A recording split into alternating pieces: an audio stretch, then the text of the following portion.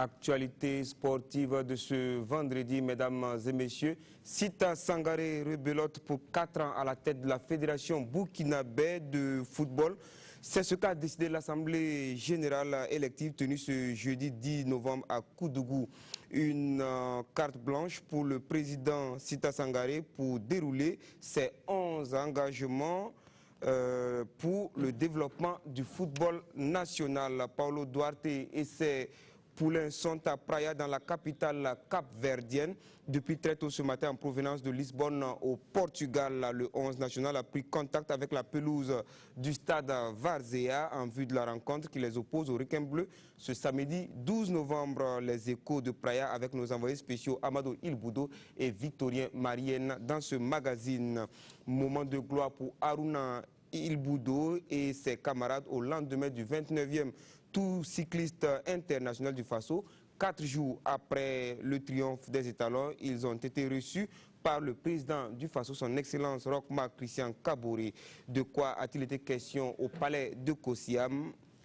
Vous le saurez avec nos reporters qui étaient sur place, Souleymane Sanou et Lassina Sawadogo. Amis sportifs, bonsoir et merci de toujours nous renouveler votre fidélité.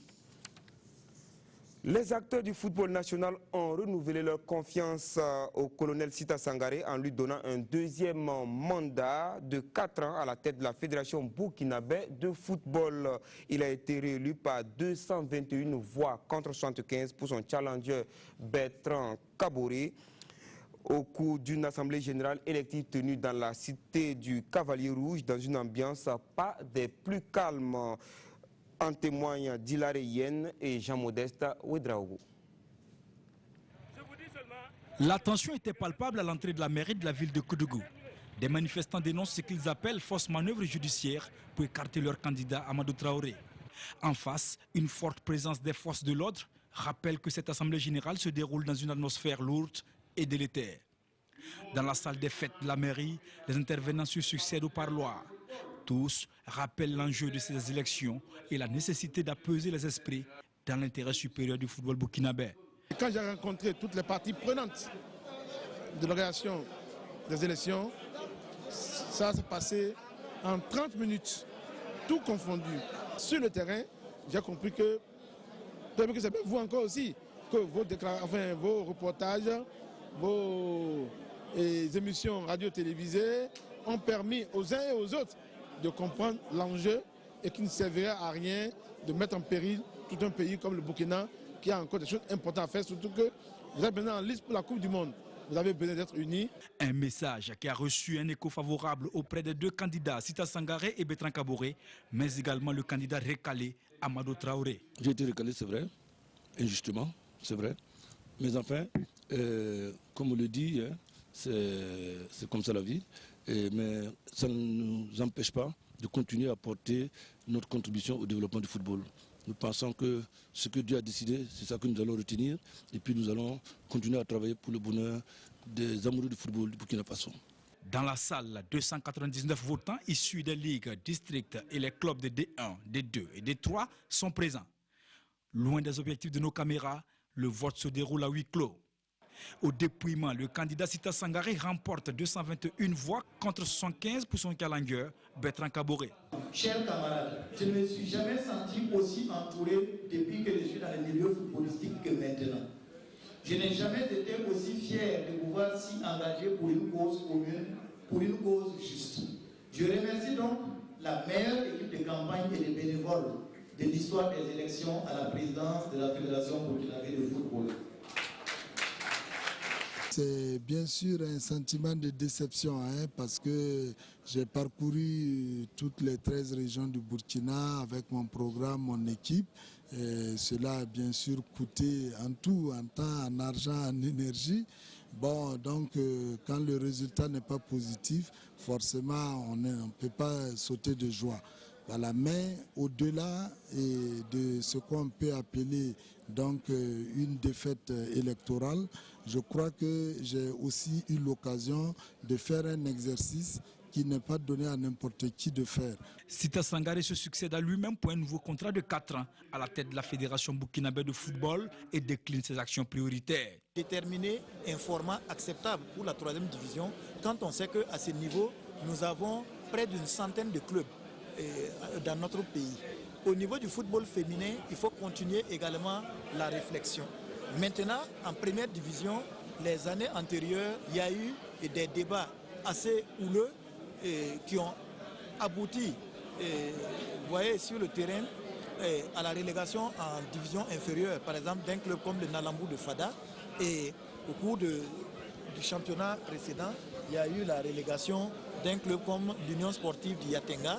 Et le constat est qu'on a de plus en plus une concentration des clubs de l'élite au niveau de nos grands centres que sont Bobo Dioulasso et Ouagadougou. Il y a également des efforts à mener dans le sens du rapprochement de nos arbitres, parce que les arbitres, c'est une composante importante également de notre football qui connaît quelques fissures. Les chantiers de Sita Sangaré sont nombreux, mais il devra s'attaquer à la structuration des clubs de l'intérieur, une des attentes fortes des participants. Les programmes faits par le candidat Sita Sangaré, nous pensons qu'il va beaucoup nous soutenir dans ce football-là, surtout nous qui sommes de la division basse. Parce qu'effectivement, nous avons besoin du soutien de la fédération pour pouvoir monter et avoir un football d'élite au niveau de nos provinces. C'est une des élections les plus chaudes que nous avons eues depuis longtemps, parce que d'habitude, on n'a pas plusieurs candidats à la présidence. D'habitude, on a eu l'impression que les candidats étaient imposés. Cette fois-ci, il y a eu une liberté, beaucoup se sont engagés, il y a 2 qui ont été retenus. Ce qui m'intéresse le plus, c'est la 3e division, qui est le parent délaissé. Tout le monde parle de la relève, tout le monde dit qu'il faut aller à la base, mais en définitive, personne ne va à la base. Et pourtant, la formation de la relève passe par une bonne organisation du football à la base. L'autre défi de Sita Sangaré, c'est de réconcilier les acteurs du football burkinabé en tendant la main à ses adversaires.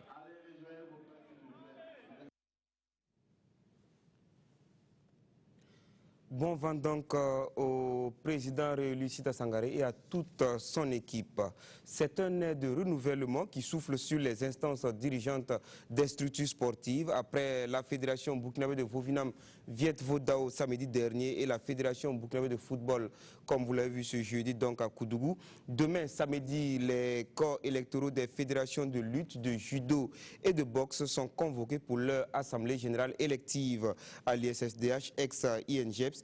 Il n'y aura pas de challenger pour Pierre Badiel de la lutte, ni pour Vincent Ouedraogo de la boxe. Les judokas auront à choisir entre Omar Kaboré et Tembi Nikema au salon d'honneur du stade du 4 août, demain donc à partir de 9h.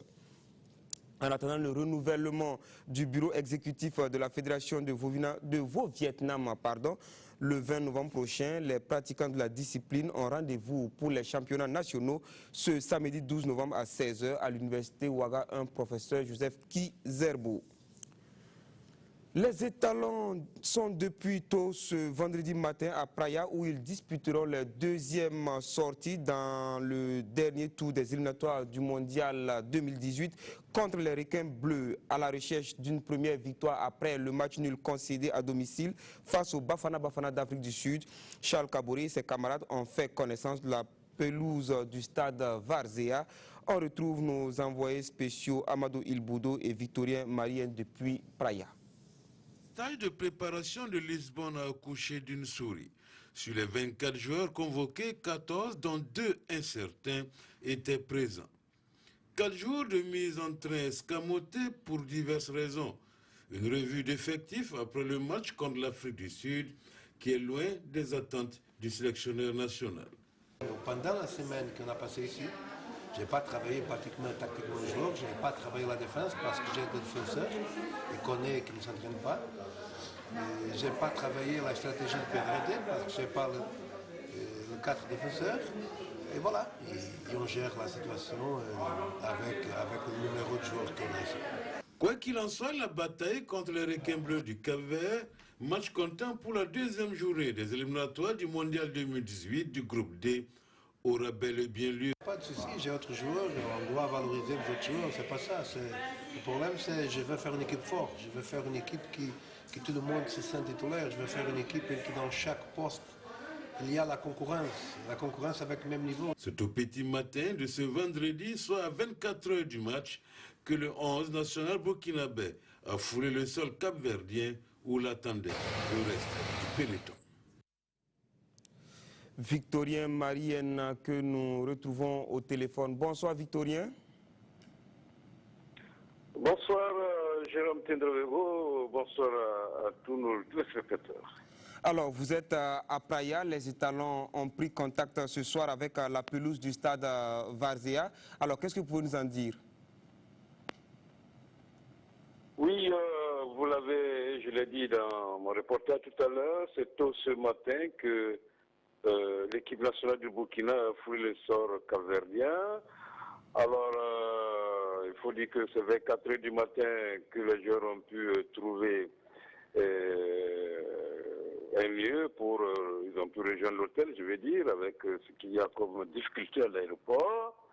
Alors, donc, cet après-midi, ils ont fait la reconnaissance de la pelouse de ce stade, un petit stade, un nouveau stade, pelouse synthétique, oui.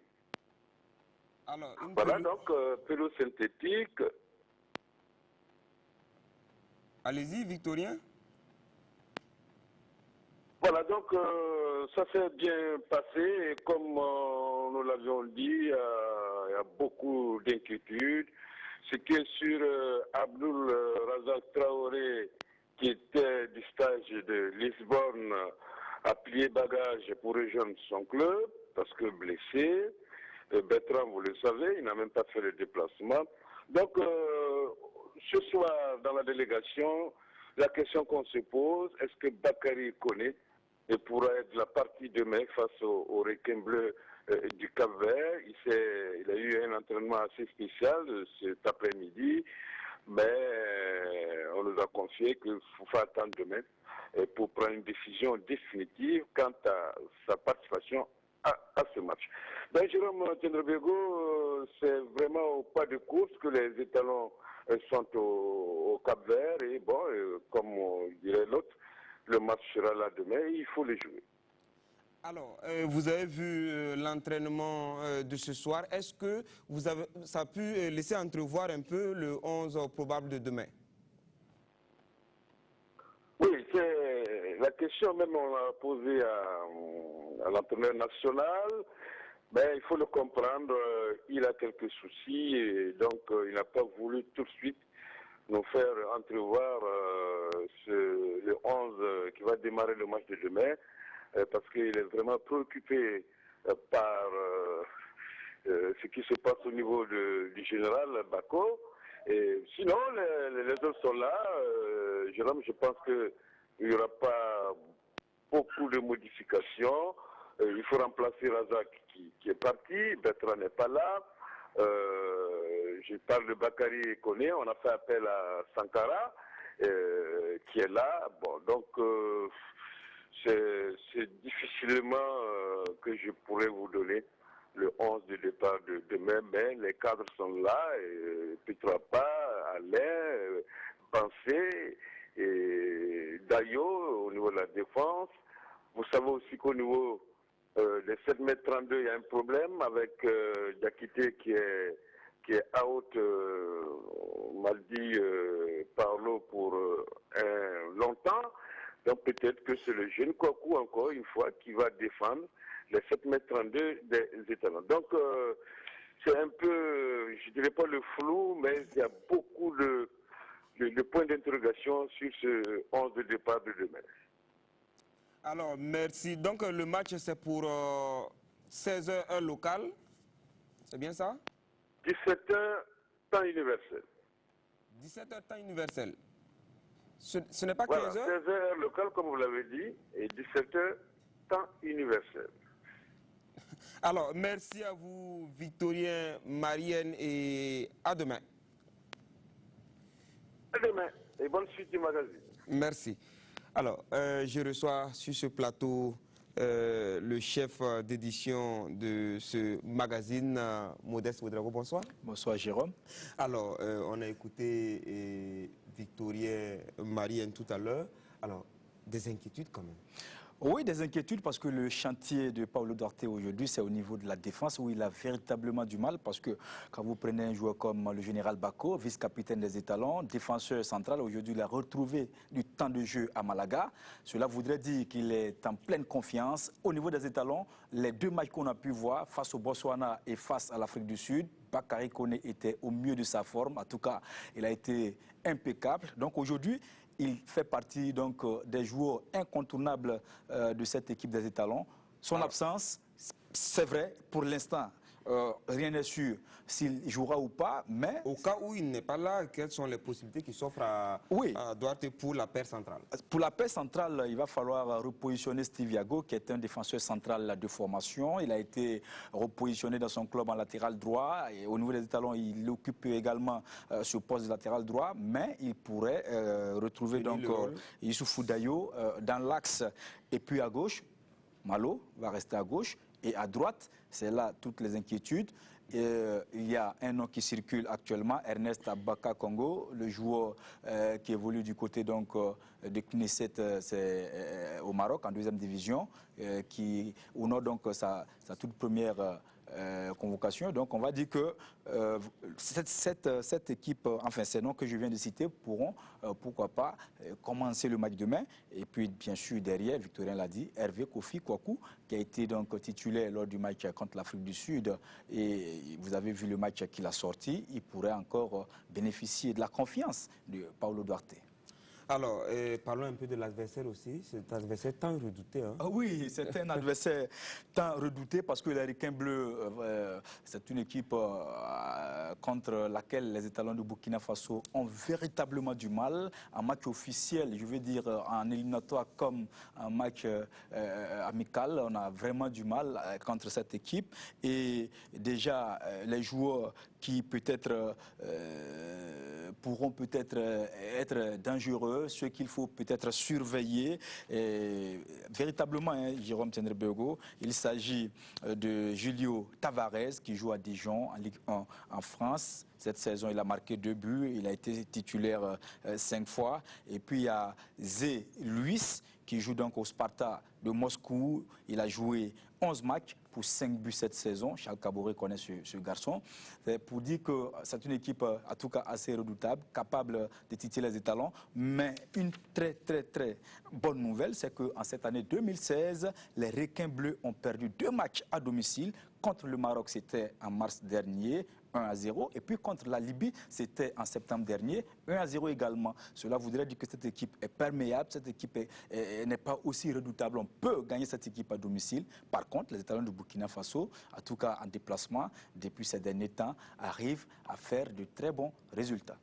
Alors, donc, très bons résultats. En tout cas, les Étalons ne semblent pas avoir le choix que de faire un très bon résultat quand on sait qu'ils ont déjà concédé, laissé filer 2 points face à l'Afrique du Sud en premier match. Oui, en octobre. Voilà, effectivement, en octobre. Donc il faut forcément... Il faut gagner. Donc, mais il faut dire que Duarte ne va pas jouer avec en tout cas, une équipe hyper offensif parce qu'il faut déjà jouer avec les freins à main, chercher à protéger les cages quand on sait que derrière ce n'est pas l'assurance tout risque.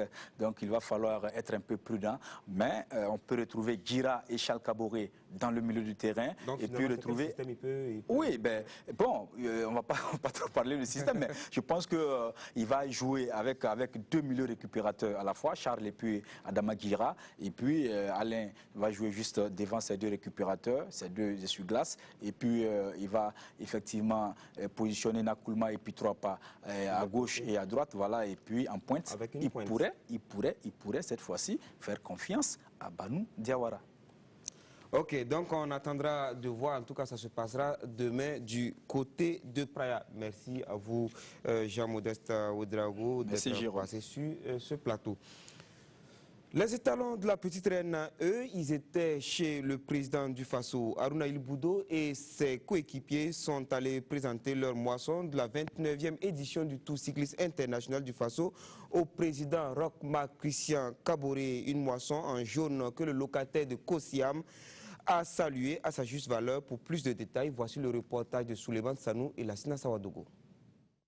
Le maillot jaune sur les épaules, les étalons cyclistes se voient ouvrir les portes du palais de Kosiam. Ici, c'est Roch-Marc Christian Kaboré qui entend saluer la performance de Harouna Il-Boudo et ses coéquipiers. La tunique jaune est le trophée pour le président du Faso. J'ai tenu à les féliciter.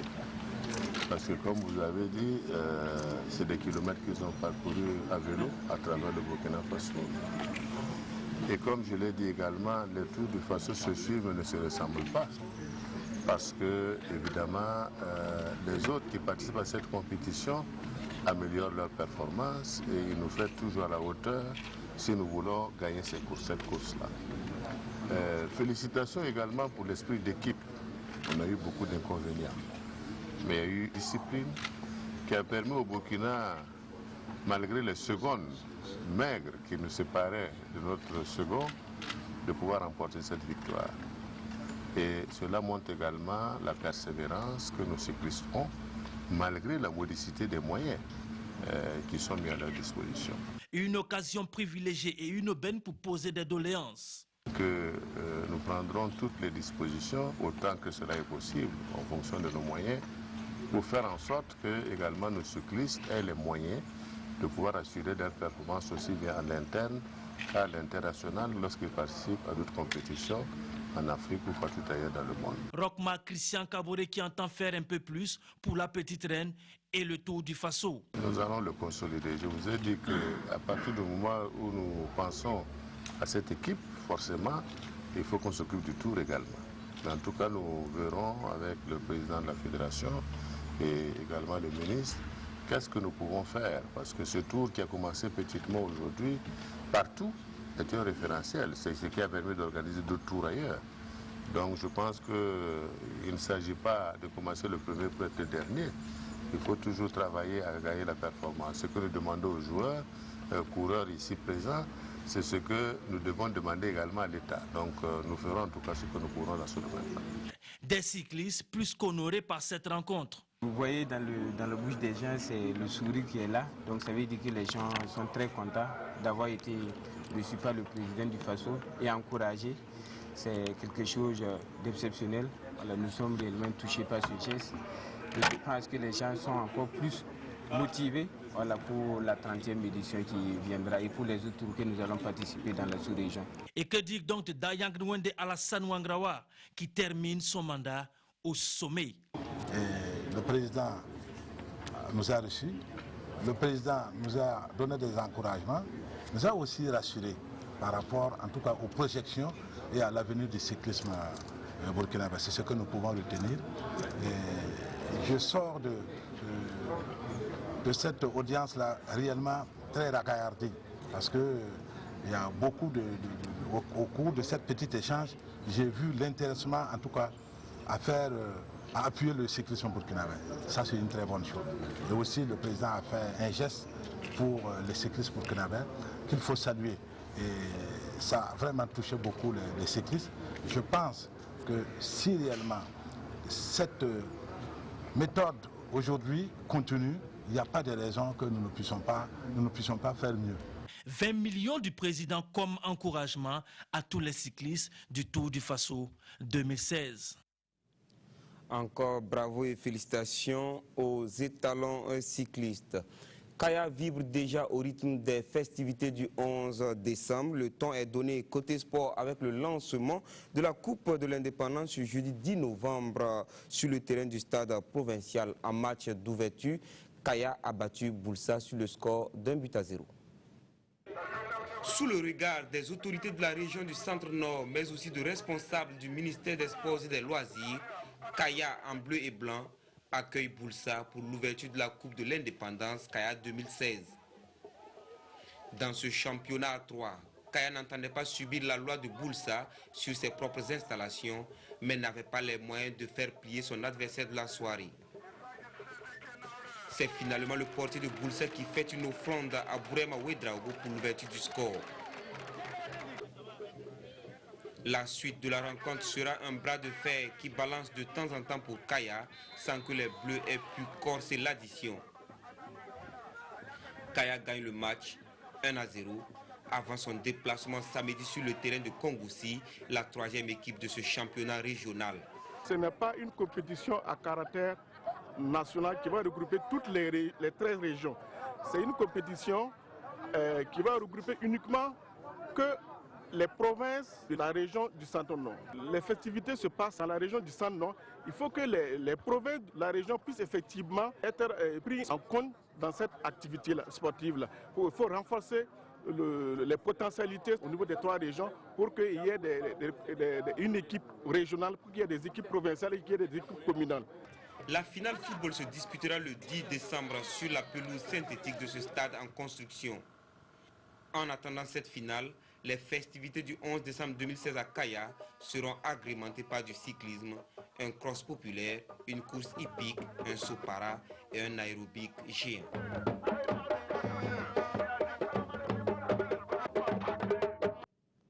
Lancement également, mais on revient à Ouagadougou sur l'espace aéré de la BCAO Ouaga 2000 où la 7e édition de la phase finale de Copa Coca-Cola a pris son envol hier sous le thème Tout pour le foot. Les 32 équipes retenues après les éliminatoires nationales se confronteront jusqu'au 17 décembre pour la finale.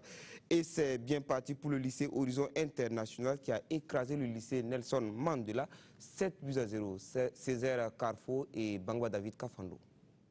Faire du football un cadre de détection de talent, d'échange et de fraternité entre les jeunes de moins de 15 ans. Ce sont entre autres les objectifs visés par la Copa Coca-Cola.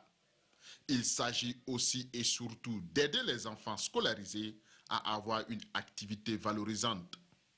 Pour le lancement de la 7e édition de la Copa Coca-Cola, le lycée Nelson Mandela en rouge était opposé au lycée Horizon International. Les Blancs affichent leur suprématie d'entrée de jeu et alignent les buts. Le lycée Horizon International a fait feu de tout bois et mène par 4-0 à la pause. En seconde période, le lycée Nelson Mandela n'y arrive toujours pas. Les Rouges sont dominés et peinent à faire face aux assauts répétés des attaquants adverses. Score final, victoire du lycée Horizon International sur la note de 7-0. On permet aux jeunes donc de jouer, de se montrer. Et je pense que, comme je l'ai dit, si tous les week-ends, tous les jeudis, ils peuvent se rencontrer, ça va être magnifique pour la jeunesse. On les voit, il y a du monde, il y a une très belle ambiance et les jeunes n'attendent que ça. C'est à nous de nous organiser et pour leur permettre donc de jouer. L'objectif de la Copa Coca-Cola, c'est vraiment de détecter de nouveaux talents. Donc c'est pour ça qu'en fait on s'oriente vers les élèves scolarisés. Donc c'est vraiment très important. Le meilleur joueur, la meilleure équipe iront ensuite au camp international. Donc là ils seront avec d'autres gagnants. 32 équipes prennent part à la compétition. La finale est prévue pour le 17 décembre prochain. La conférence des ministres de la Jeunesse et des Sports de la francophonie Conféges, en collaboration avec le ministère des Sports et des Loisirs, a organisé à l'ISSDH du 7 au 11 novembre dernier une session de formation des formateurs et encadreurs de sport pour personnes vivant avec un handicap. Mokta Ouedraogo, Rachid Sawadogo et Kalfa Ouattara.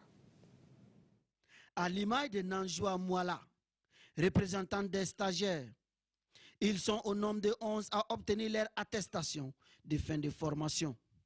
Durant 5 jours, ces encadreurs et formateurs de sport ont été outillés en matière de formation en sport et de prise en charge des personnes vivant avec un handicap. L'objectif étant surtout de nous armer de connaissances par rapport à la pathologie. Donc il faut savoir les causes de ces états dans lesquels se trouvent ces personnes atteintes par un handicap. Par la suite, reconnaître les caractéristiques de chacun par rapport à ses capacités, par rapport à ses caractéristiques psychologiques, afin que la pratique soit adaptée à son état. On a eu des connaissances en termes de connaissances médicales, pathologiques, et des connaissances pédagogiques et d'intervention. Donc comment justement adapter l'activité physique pour qu'elle soit accessible à des personnes atteintes par un handicap. Nous avons analysé ensemble les différentes déficiences et dégagé les moyens nécessaires à mettre en œuvre en activité physique adaptée. Alors, l'activité physique adaptée peut être un objectif, mais peut être un moyen aussi. C'est le moyen d'intégrer un peu les personnes avec une différence, avec une déficience, et qui vivent avec un handicap. Non seulement dans les activités à l'école, dans les activités de loisirs, mais c'est aussi un moyen de les intégrer dans les clubs sportifs. Cette formation initiée par la conférence des ministres de la jeunesse et des sports de la francophonie, Conféges, en collaboration avec le ministère des Sports et Loisirs, a vu la participation de la Mauritanie, de la Guinée-Conakry, de la RD Congo, de la Tunisie, du Maroc, du Cap-Vert et du Burkina Faso.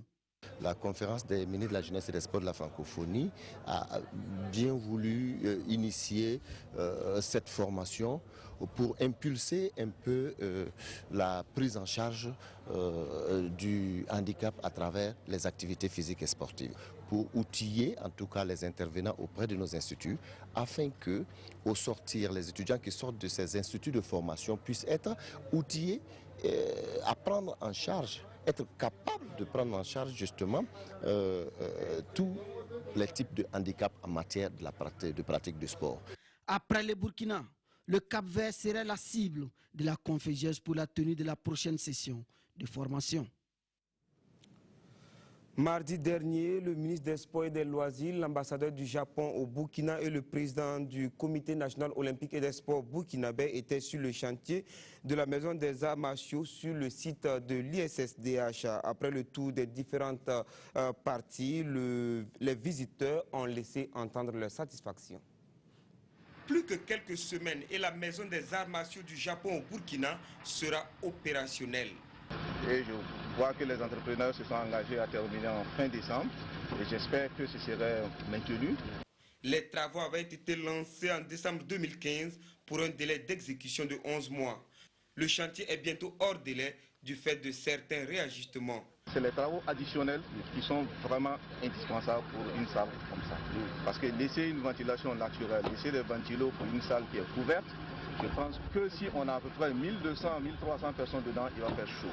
À terme, les travaux devront aboutir sur un complexe moderne composé d'un bâtiment administratif de plus d'une trentaine de bureaux, d'une salle de sport couverte avec 1300 places assises et des salles de classe pour un coût total d'1,4 milliard de francs CFA au profit des sportifs burkinabés. Je tiens à remercier le Japon et toute la reconnaissance donc des plus hautes autorités de ce pays pour tout ce qu'ils font pour le Burkina Faso en matière donc, de développement et en matière donc, de développement sportif. Le sport est très important pour l'éducation, notamment pour les enfants et pour les jeunes burkinabés. Le président du comité national olympique m'a dit qu'il n'y a pas de siège de comité national olympique. Il n'y a pas de siège de fédération sportive de Burkina Faso. Je pense que si nous avons un local, ça va nous permettre donc de conserver ces documents, de travailler scientifiquement, ça va nous permettre d'orienter notre politique. Rendez-vous donc en janvier 2017 pour les premiers exercices de kata, de kumité et bien d'autres encore. Et basketball, championnat senior dames et D2 à Bobo Dioulasso ce week-end. Samedi 12, vous aurez pour les demi-finales D2 AS Gob contre UCO à 15h30 au stade Awobi et BAC Vision Future contre JSB à l'école nouvelle à 15h30. Toujours samedi, demi-finale dames. RCB AS Douane au stade Obi à 14h30. Au même moment, BAC Vision Future affronte l'USFRAN à l'école nouvelle. Les matchs de classement se joueront dimanche matin au stade Obi et les finales à partir de 15h, toujours au stade Obi de Bobo Dioulasso.